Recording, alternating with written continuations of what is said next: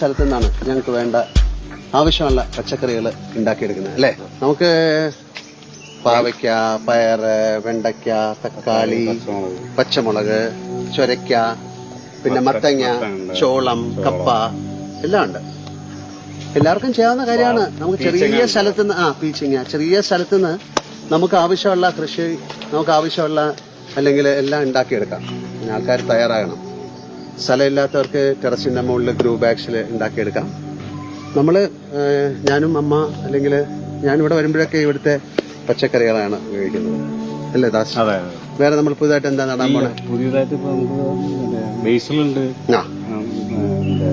Chinese മുളക് വലിയ പിന്നെ ഇതെന്താണ് ഈ വാള് പോലെ ഇരിക്കുന്നത്? വാളാമറ എന്ന് പറയും. വാളാമറ.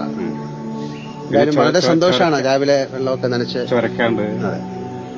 എല്ലാവർക്കും ചെയ്യാവുന്ന കാര്യമാണ്.